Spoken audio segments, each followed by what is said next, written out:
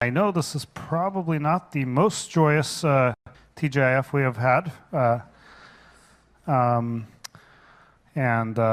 Let's face it, most people here are pretty upset and pretty sad because of the election.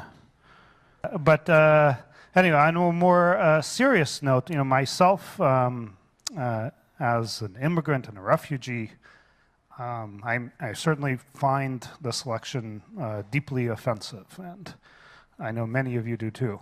And I think it's a very stressful time, and it conflicts with many of our values.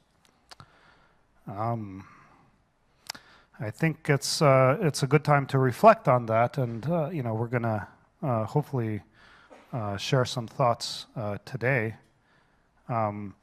I guess there are two dominant reasons to be upset. One is because so many people apparently don't share many of the values that we have. So look, it was a shock to all of us, the results of the election.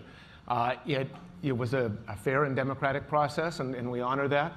But at the same time, it showed an incredible level of division among Americans, and that's something that gives us pause and focuses on how did we misunderstand that. This is not the first sign we've seen of this rising tide of nationalism, populism, and concern.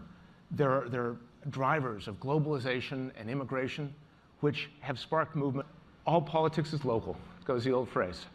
And if you're in Pennsylvania or Birmingham, you may not care that somebody in Delhi is getting a new job or that somebody in Jakarta is getting better health care. You care about what's happening to you and your family.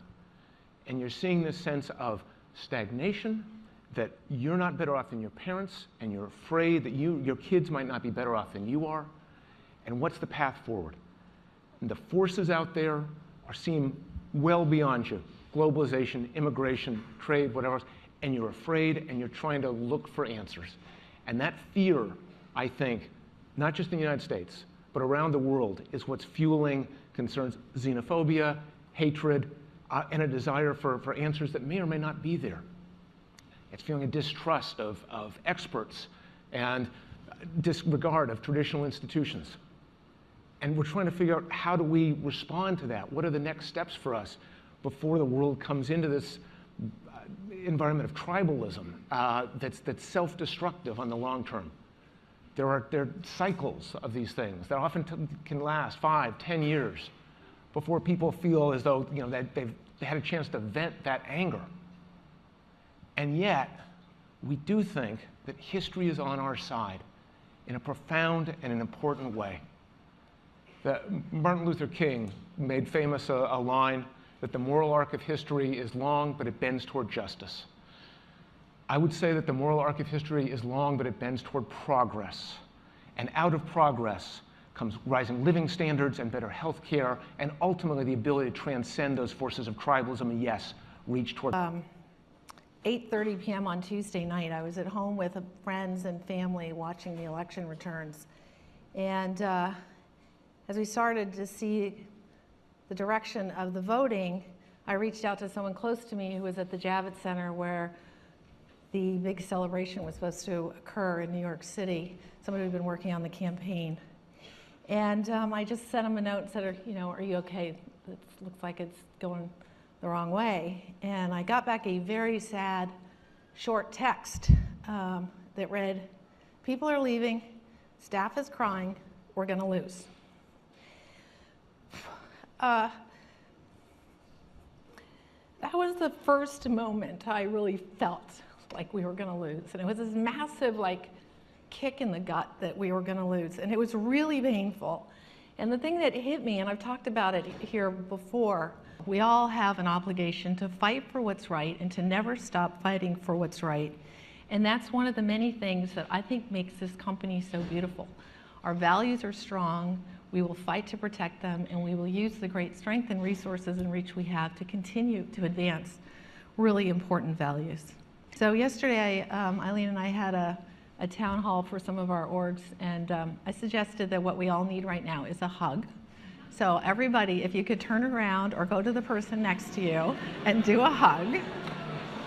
It works.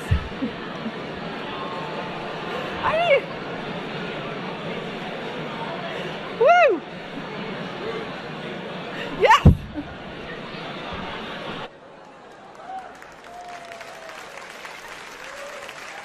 The second question is around internal mobility. Can I move to Canada?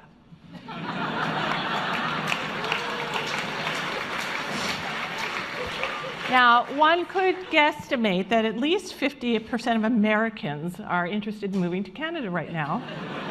And that might mean maybe at least 50% of Googlers might be interested in moving to Canada. Toronto and Waterloo can't handle us all, I'm afraid. But look, we move people at Google all the time. I just moved here to California 6-7 weeks ago. We moved 8,900 people in the last 12 months. We expect we'll be moving well more than 10,000 next year.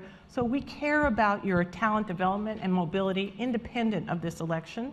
So for those of you interested, pay attention. We do move people around. And then finally, on diversity and inclusion, I think it's fairly obvious that Google leans largely liberal and democratic, but I do want to be clear that diversity also means diversity of opinion and political persuasion, and we value and welcome perspectives from all sides of the political spectrum. So I have heard from some conservative Googlers lately in the past few days that they haven't felt entirely comfortable revealing who they are when these conversations come up at work. Next question, yes.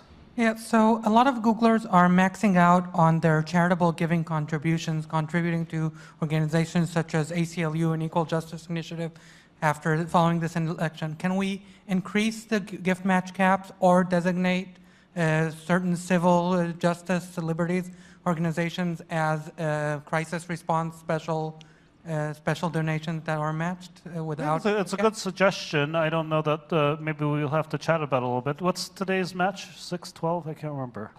It's $6,000. I would. Here, I'll throw out my theory here. I think everybody's presuming that some of these folks left behind are, specifically the people who voted for Trump. I don't think the data quite supports that. I mean, I know there's the kind of geographic, roughly speaking, spread, but in fact, Hillary won the low-income vote. In fact, people under $100,000 supported Hillary and over 100,000 supported Trump. I actually looked at the data, fairly carefully, and I think the biggest relationship was whether people had really routine jobs in an area, and that correlated highly with Trump's support versus having non-routine jobs. And there's actually a lot of historical precedent for boredom being a huge factor in vote choice, and actually in building extremism. In fact, we've had a lot of work on Jigsaw on extremism that shows high correlation to simple boredom. Also, when people vote, and I know people who voted for Trump, and people who abstained, and people who voted for Johnson, and so forth, like, voting is not a rational act. Audience question, yes?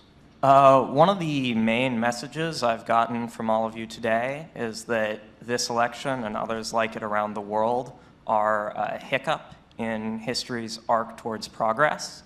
But what makes you so sure about that? I mean, is this a relatively new arc, or is this the same arc that has included 2 world wars?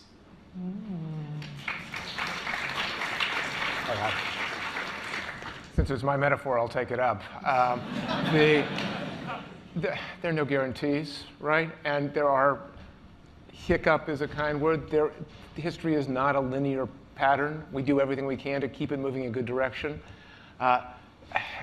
If you look over the broad reach of any 20, 50, 100-year period, there's less death, life expectancy goes up, people are doing better, more prosperous. The arc does go like this exponentially in terms of standards of living around the world.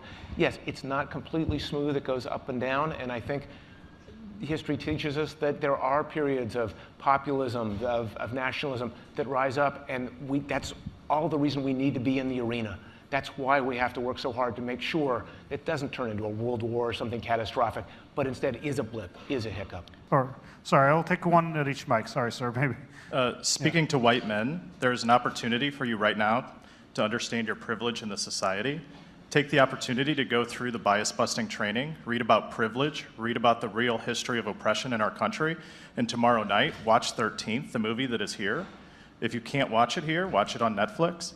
Discuss the issues you are passionate about during Thanksgiving dinner, and don't back down and laugh it off when you hear the voice of oppression speak through metaphors, and I promise to do this.